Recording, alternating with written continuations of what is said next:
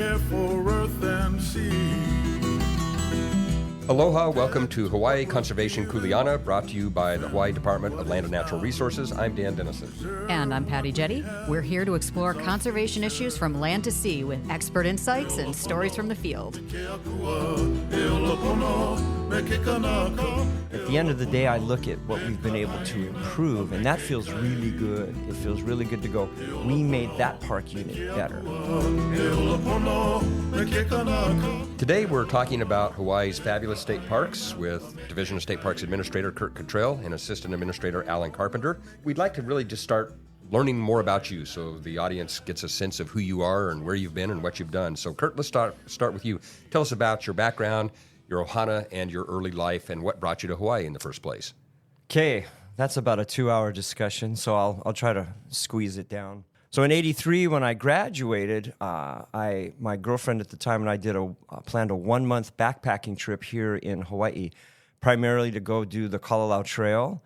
Did a side trip on Maui, hiked into Haleakala, where my girlfriend sprained her ankle, and through weird circumstance, the Park Service was there. They had a helicopter.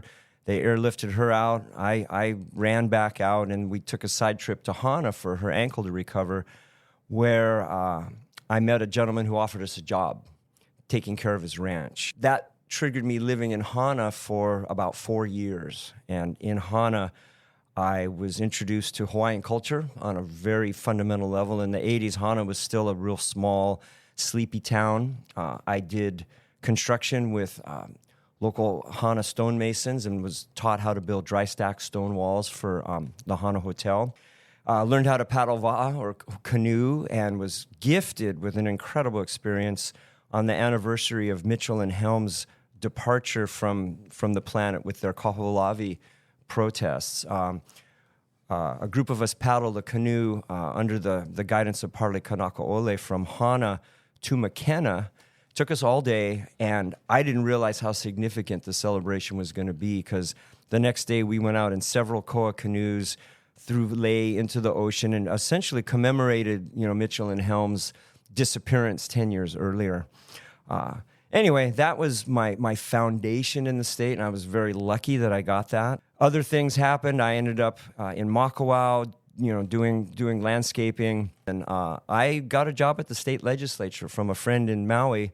Got a job working for Mark Andrews, and since I used to live in Makawao, which was his district, I was finally able to break the cycle of outdoor manual labor and apply my degree finally, at the state legislature. And it was perfect because his committee was planning, energy, and environmental protection. So all the skill sets I had in college that were kind of atrophying, I got to apply. And while at the legislature, I was introduced to varieties of state government.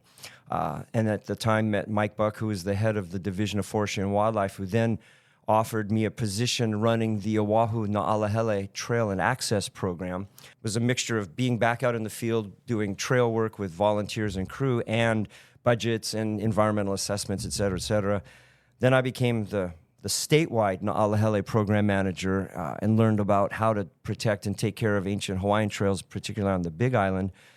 And then right about the time of Obama, so during the recession, 2008-9, I applied for and became the assistant administrator for state parks.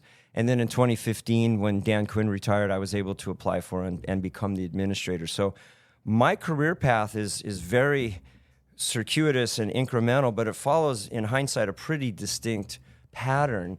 And I just kept able to just hang on with my skill sets to get to the next level. But I do want to end it all with, it's a gift and quite a privilege and honor to be in charge of resources such as Napali Coast State Wilderness Park that initially brought me here in 1983. And not a day goes by when I don't think of that and realize just how fortunate, and it's very humbling to be in this position. Alan Carpenter, I know your background is as rich, but somewhat different than Curt's. Same but different. Wait, the podcast is over, right? Yes, that was it. We're done. Yeah. So, yeah, I guess you could look across this table and ask yourself, well, how did these two California kids end up running the state park system in Hawaii? So yeah, my story is same but different. Born and raised in Oakland, California. I was tell people I'm a parks guy. So my earliest memories are, on the one hand, living in an abusive household with an abusive father and camping in state and national parks, right? And so, it's the memories that stand out are the traumatic ones and the ones that are really, powerful and good.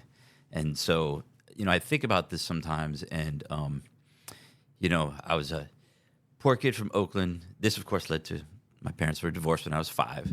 And the true silver lining to that was that both sides of my family camped every year. So I got to go twice to everywhere they camped. Yeah, so my early life experiences, I'm a city kid, but I was surrounded by wilderness. And my family had a tradition of camping in Yosemite since long before I was born. I went to Sequoia School, which was right at the top of my street. And in front of the school were these 2 50-foot tall sequoia trees. And again, when something wasn't right at home, I would go and I would climb into the top of these trees and just sit up there and ponder life. So the wilderness was kind of, still found within the city. And my front yard also had a giant sequoia tree planted by my great-grandfather. So, that was my early life experiences. And I ended up, going through Oakland Public Schools, ended up at University of California, Berkeley for college. So I stayed close to home. Was pre-med for all of one semester until I took chemistry and realized I didn't want to be pre-med anymore. Wound my way through the system for 6.5 years. And in the end, it turns out that, sort of archaeology and anthropology chose me because I didn't know what major I was going to be, but by the end, I'd fulfilled all the requirements to be to get an anthropology degree.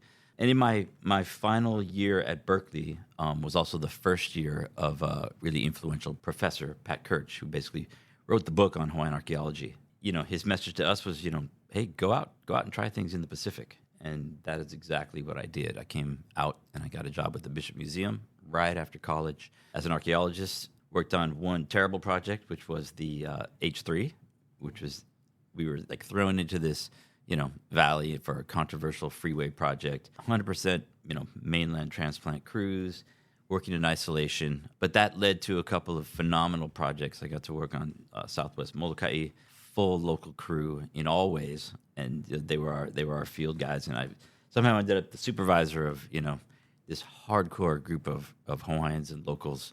The next project I worked on was on Lanai, Kaunalū, which is a phenomenal Hawaiian village on the southwest coast. Again, local crews working with us. A great introduction to just, that's where I learned to spearfish, and we would map sites all day and then hop off the cliff into the water at the end of the day, and fish till dark. Drive home and pick pineapples on the way. We were there for the last pineapple harvest and the transition of Lanai from one tiny hotel Lanai to the 2 massive hotels that are still there today. So a nice time of transition. While I was on Lanai, this job was advertised for the state parks archaeologist position.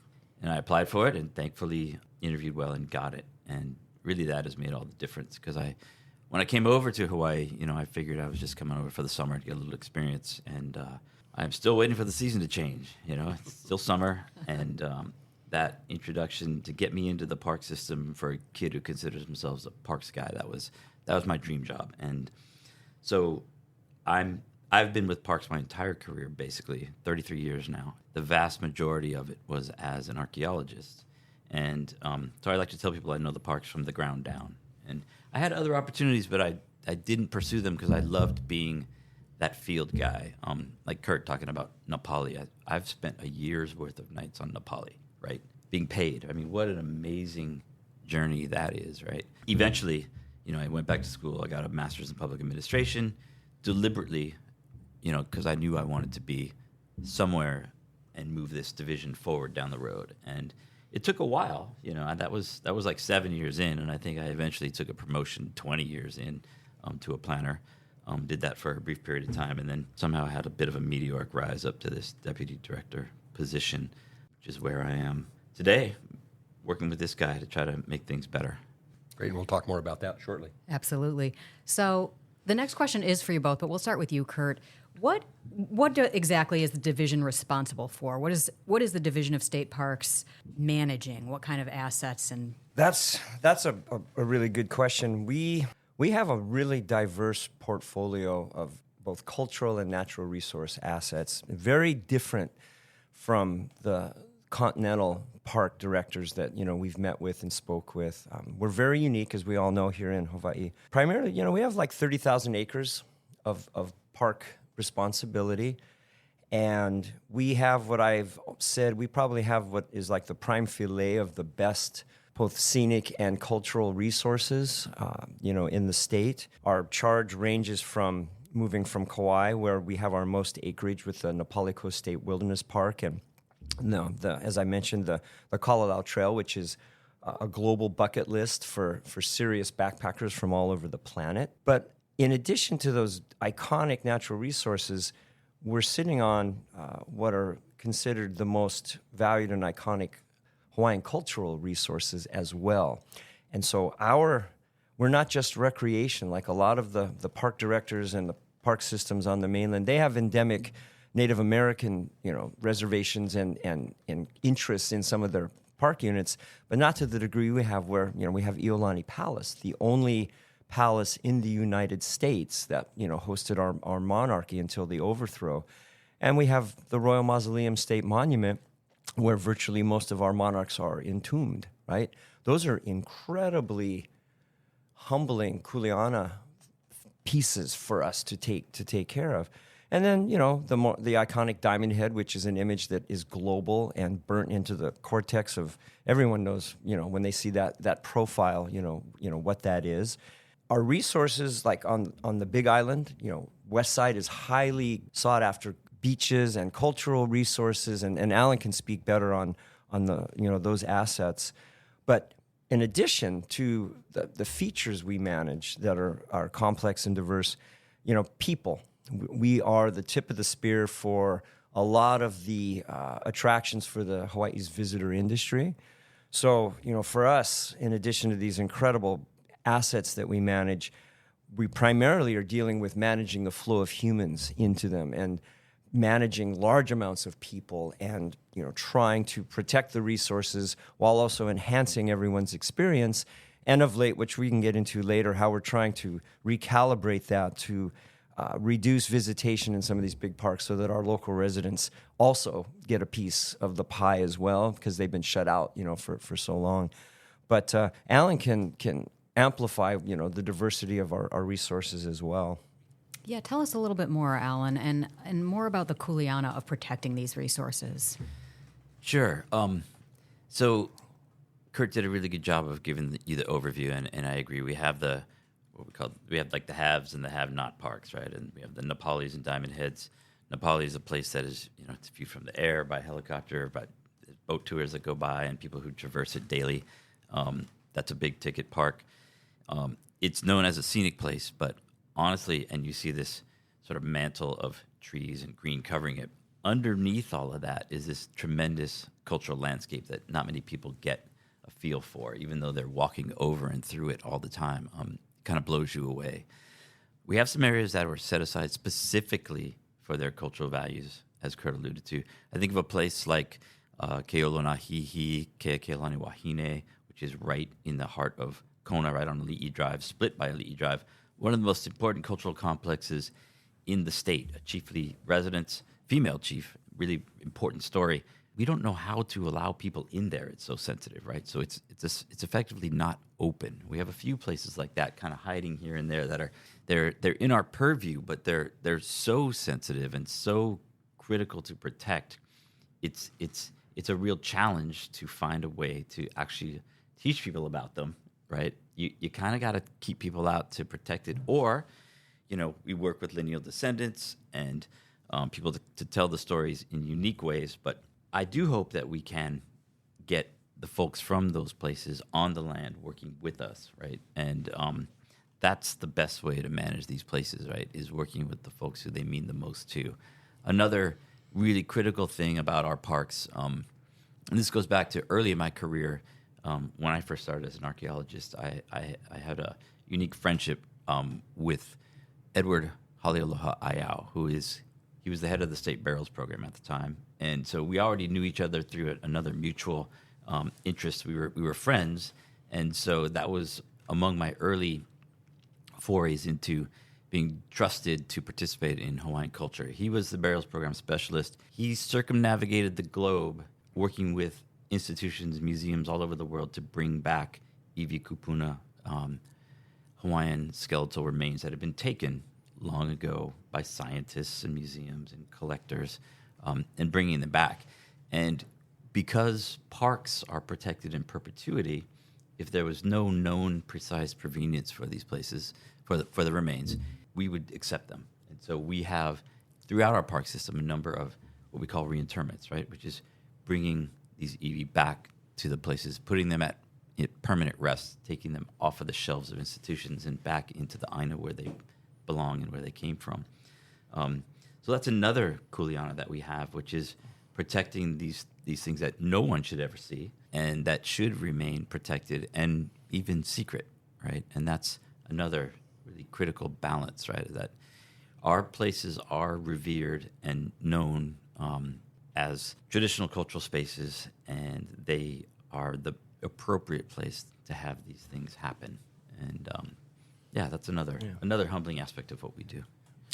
Let's go back to Nepali Coast State Wilderness Park for a moment. At the time of this recording, you have just reopened the Kalalau Trail, or sections of the Kalalau Trail, due to an unprecedented outbreak of norovirus, or the cruise ship virus, as they call it. From a communication standpoint, we were deeply involved in messaging that and all, and thanks to the help that State Parks gave us. But what lessons did you, as State Parks administrators, learn from that health crisis, for lack of a better word, that may be applied to future management of the Nepali Coast State Wilderness Park in the future? Well, I have an honorary degree in epidemiology now as a result of that event. I learned a lot very quickly about the norovirus. But in terms of lessons learned, what we have learned is that humans transport this virus, right? So it wasn't endemic to Kalalau or our campground. Somebody came in that had it. There's various means of transmission, either through our composting toilet units or in this case, the wet cave on the other side of the beach was tested by DOH, and we determined it had traces of the norovirus. We did a huge cleanup. Just, it was a good time to do it anyway because we closed, we got everybody out. I know there were over 50 cases, I think, of people that recorded had the symptoms of it. And, we cleaned, painted, sanitized, but we learned it wasn't our management or the condition of our features that created the outbreak. It was transmitted through touch and either food transmission, water transmission, but it was a good wake-up call, in terms of being prepared and aware of, like, how do you respond in the future, to something like this. And when I went to the National Association of State Park Directors meeting early September in Alabama, I brought this up with the other park directors, and nobody else hadn't dealt with this, which was surprising, to me.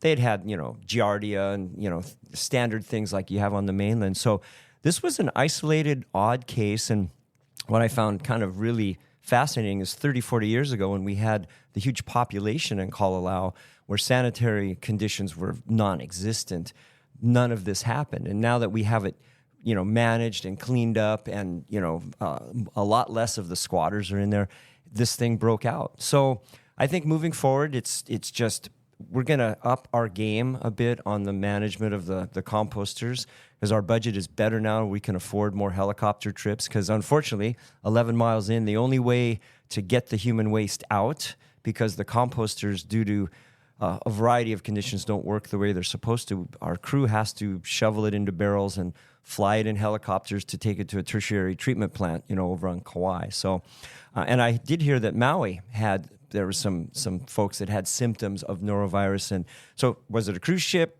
Who knows? But that's what we learned, moving forward.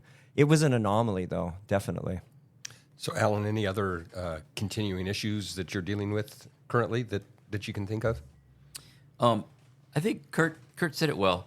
What I hope this leads to is the norovirus outbreak definitely it came in from a person, but it exposed our sort of poor maintenance regime, and I hope it will change that moving forward, right? And so, one of the things I've been saying in terms of how we manage is that we're very reactionary, right? And that's a function of having a really understaffed, underfunded division. Although we're currently on a great upward trend that way, funding wise, not so much staffing wise.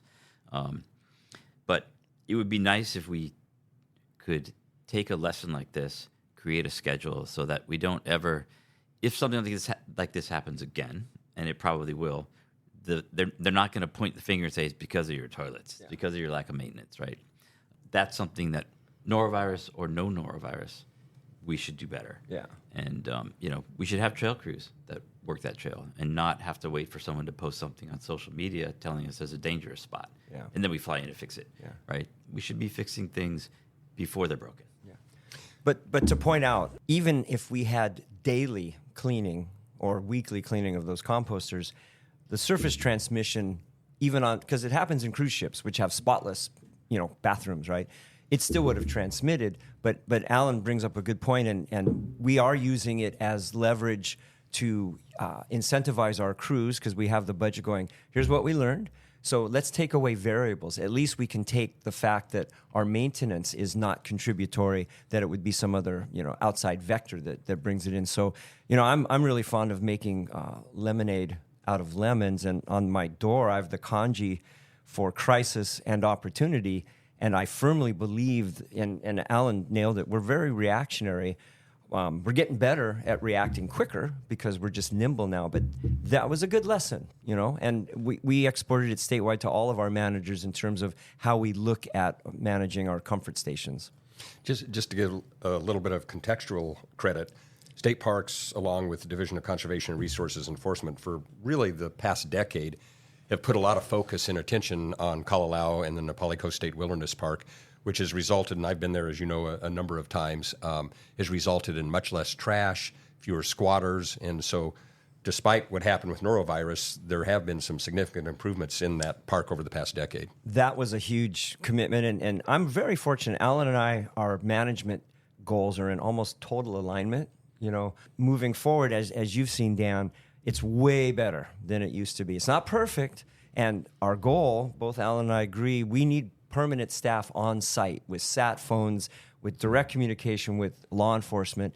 And if we can muster up and get, staffing that can do that, that will completely crack that code. Because if we can get enforcement and citations on a frequent basis, social media will now become our friend, and word will get out, and it will be managed as a true wilderness park worthy of its global reputation.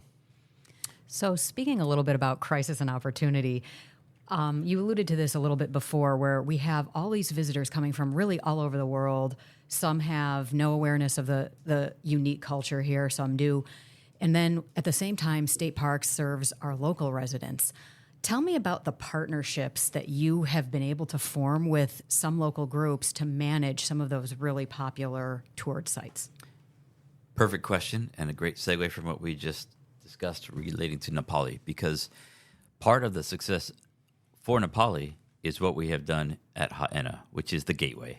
And at Haena, we have partnered with a community group, Hui Maka'ainana o Makana, who has been working with us for going on 3 decades now, most of it as volunteers, right? And long ago, they endeavored to create an organization that is built from the traditional families of Haena and lineal descendants. And they decided that they would rather work with us than against us. And they knew we needed help managing, and they have become those partners.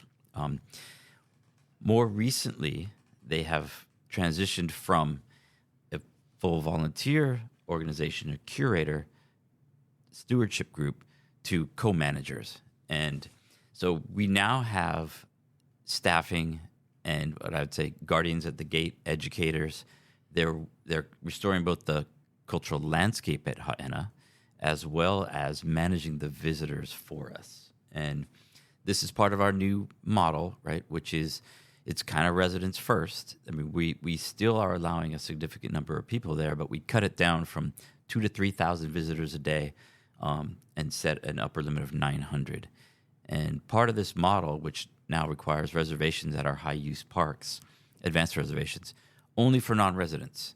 And so they fund this model through parking and entry fees. Residents are free. They can come and go as they please. And we always hold back a commensurate amount of space to meet local demand. So locals who felt pushed out of their cherished spaces for years because of the hordes of tourists, we're now inviting them back in through these management models. And this isn't the only one, but this is the only one that's really run by the community. I mean, basically their mantra is community-led, government-supported, right? It is a true partnership. And we've exported that model, but not so much the community part, just the management of visitors part. Yeah. And so that's our new thing, and it's not only made the user experience much better for visitors and locals. It's put $15 million a year into our coffers because of the fee structure. Yeah. And to amplify what Alan said, we have about 30 volunteer agreements throughout the state, ranging from like 808 cleanups, just on the ground, specific park areas, to things like Hawaiʻi, or we have another partner, so we can move the discussion away from Kauai, because we have other partners throughout the state. So Hui Aloha Kiholo is another version of a success story of a very collaborative partnership, and I would say they probably do more for us than we do for them. They manage Kiholo State Park Reserve. They have staff on site. You know, we run the camping website, but due to their outreach and their commitment to that park unit, that park is very well managed. We closed it for about 8 weeks several years ago, way before the pandemic, because we had a huge groups of people camping kind of illegally, kind of a smaller version of Kalalau. And we shut it down, got everybody out, and that partnership with Hui Aloha Kiholo, they remodified our campsites and put in stone barbecue kind of grills that they did, made by hand, that are like awesome. Help clean up all the campsites, designate the campsites. Kiholo now is a gem of management. The beach is recovering, and we're very engaged, and we want to replicate those kind of relationships. So I'll segue over to the other side from Hawaiʻi is Kealakekua Bay State Historic Park. I'm working with the Kapu Kapu group, who were set up and helped funded our community action plan with the Nature Conservancy, in addition to our recently completed master plan EIS, working with Hoala Kealakekua, and I'm trying to bring up their capacity to replicate what happened at Hawaiʻi. And I've even had like Chipper Wickman from Hawaiʻi meet with them to show them the recipe. Now, Kealakekua is way different. Hawaiʻi, single point of entry, control is much easier. Kealakekua Bay, it's porous. So and it's an ocean that needs management too, boats and kayaks and whatnot, but incredible cultural landscape. You know, we have Heiau, we have the place where Captain Cook went make, right? We have the Kawaloa Trail, which is a very historic trail. It's a marine life conservation district. So it embodies, I think, all of the things that represent state parks under culture and recreation, where you have incredibly pristine snorkeling marine life conservation district right next to one of the most historical picos in the state, you know, where Captain Cook was slain. And most importantly, it's still a living cultural village, right? There's lineal descendants there that can trace their genealogy back. So history didn't stop. It's still going on there, right? And so we're hoping, from what we learned at Hawaiʻi, to migrate these concepts to the communities, because we can't do it alone. And we're in a position now where we can kind of share that income and empower the communities, where if we don't have staff and management, they can do it. But it costs money. And one last thing for these models to work, particularly with reservations, you got to have somebody at the front door. Otherwise, it's not going to work. You can't just stand up reservation systems. The visitor will learn how to game the system. So it's very important that we either have private sector staff or community staff monitoring and making sure that people have paid and they have their reservation slot, and to let the local residents through and go, oh, okay, you're local, go, here's your spot. Yeah. We've talked a lot about the challenges that the Division of State Parks faces. Alan, for you, is there anything that really invigorates you about what DSP is doing? And I would suggest that probably state parks in terms of public facing for the 11 divisions in DLNR is probably the most obvious because it touches so many people. Sure. Well, I think, I speak for both of us. We love what we do. We love the challenges. I was thinking about this. We recently went to the National Association of State Parks Directors Conference in Alabama. And I never, ever thought I'd be saying this, but we need to be a little bit more like Alabama. They have this... So they have 21 state parks, about 45,000 acres. We have 54 state parks, 35,000 acres. We're not that different in terms of the amount of land that we manage. They have, at maximum employment during high season, 800 park employees to manage that. Their budget's about the same as ours, like $42 million operating budget. They put it all into people. We have about 100 employees right now. And they have half as many visitors as we do, right? And so they've got 8 times as many people to manage half as many visitors. That was eye-opening. And, we can't just let people roll into our spaces unguided, unescorted. And, would it be so bad if a goal is to have every time someone rolls in, they see someone in uniform who can answer a question and guide them and help them? I took some inspiration from a state that I really thought, was not going to be something that I would be thinking about. But that is something to aspire to, right? Yeah. Their environmental protection, I think, exceeds ours. I keep saying, we got nowhere to go but up. We're on the rise. I think we're on the cusp of being able to grow appropriately to better manage the spaces we're in, because they're pretty phenomenal spaces. So to segue from that, I made a list of some of the challenges, and ironically, we are at the height of an operating budget in the history of state parks. That was primarily driven by our fee increase in 2020 during the pandemic when we shut for 9 months. We decided to reboot our fee system during that hiatus, and tourism came back quicker than we thought. And now we're in a position where we can start addressing over a $40 million backlog of repair and maintenance. One of my goals as the administrator, which I've told the legislature, is I want to allow state parks to be more self-funded on our repair and maintenance and rely less and less over time on asking them for capital improvement project funding.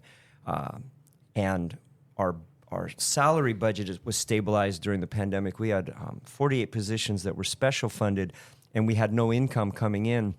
And I was looking at layoffs. And the legislature stepped up and they converted those positions to general fund. So now our budget on the salary side is completely stable. It's all general funded. And we also get a couple mil for basic reoccurring utilities and fuel. Everything else, though, as time goes by, we can take care of ourselves, with our funding.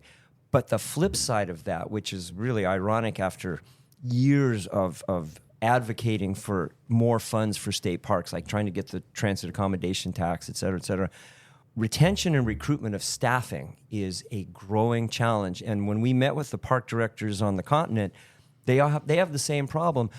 For us, moving forward, in addition to the recruitment and the retention, it's not just the type of people that we can try to recruit and get to and try to get better recruitment notices out there instead of the conventional ways. Our pay scales are dismal. And unless we change and up our game on paying our employees, as time goes by, it's going to be harder and harder for us to keep people. The other challenge that we're facing at our state parks is our workforce. We have an aging workforce. And so there's a lot of people that are cycling out. I'm going to be losing one of my best park superintendents on Maui to retirement. And I have several admin staff that could retire at any time. So we have big pukas looming, and Alan and I have had discussions on succession, right? How do we do that? So that's probably our biggest challenge right now at the height of being able to get things done. Now we're running out of people. And good luck with succession planning. Having come from the private sector for 40 years, that was really ingrained into our mentality. I have not seen that in government, succession planning really, so bully for you guys to really be thinking of that. Yeah. Well, we could both walk out the door at any minute. That's right. I mean, yeah, But you're too young. Yeah. I just got Medicare, right? So I'm like, okay, well. Well, let's not start counting those days. So the last question that we're asking everyone, and we've covered a lot about your experience, your education, and your passion. What draws you to the Hawaiʻi DLNR? Oh, well, as Alan said, we both love what we do, and we go to our park units. I take my kids. I have been a park person and a trail person virtually my entire life, and so being able to now take my avocation and my passion and convert it into improvement of resources that I cherish, that's what gets me out the door every day. But there's plenty of humbug that comes with this. At our level, we pretty much deal with the triage and the problems, right? But that's what you got to do in order to keep, as I say, we're paddling a canoe right now. I'm steering a canoe. I'm short several paddlers. The canvas is ripped, but we got money now to fix it. But we're still bailing water that's coming in faster than we can get it out. And we're kind of trying to re-rig the canoe while we paddle it at the same time. But the public on the sidelines is going, why are you not going faster, right? And that's kind of the metaphor that I picture as we navigate through these challenging times of people and whatnot. But it is an incredible opportunity and privilege to be in this position. And I don't take it lightly. I know, Alan, that's where we feel the same way, and so a lot of the trivia things that we deal with personal, all that, it's erosive on your spirit. But at the end of the day, I look at what we've been able to improve, and that feels really good. It feels really good to go, we made that park unit better, yeah? Yeah, so for me, I love the overall mission of DLNR, and I say I'm a parks guy, but I also, I'm a nature guy. I like solitude. I like getting outside, much like climbing into that sequoia tree when I was a child. I enjoy being alone in nature, and our places give us those opportunities, right? So I'm a park user. I've had the privilege of, crawling inside of lava tubes with blind insects that are only found there, or being out at kind of point and watching the albatross raise their chicks, or the shearwaters come out of their nests at dusk. Those experiences I also cherish. And so it's much broader than managing the people. It's knowing that those kinds of places are going to be here after I am. And, I want that for my children. I want that for visitors. It's the whole package. DLNR has a massive mission. We have a lot of people who are really trying to, combat the hordes of people and protect against those impacts. But man, there are some special places here, and if you know how to find them and you can get there all by yourself, it's a profound thing. As we wrap up, I'd be remiss in not giving credit to Division of State Parks for enabling the technology that we're using today to start producing DLNR podcasts. So we really appreciate your financial contribution to this effort. If people could see us, we have 4 microphones and a board and headphones and everything, and without you guys, we couldn't have done it. So thanks, Curt Cottrell and Alan Carpenter from the Division of State Parks. Mahalo to you both. Mahalo. Mahalo to our listeners for joining us today. Next time, we'll talk to Megan Statz and Todd Tashima from the Division of Boating and Ocean Recreation. For now, I'm Patty Jetty. And I'm Dan Dennison. Our theme music is provided by Kavika Kahiapo. Thanks for tuning in to Hawaii Conservation Kuleana. Ahui ho! Eolopono, me ka aina, pa me ke kai. Eolopono, me ka aina, pa me ke kai.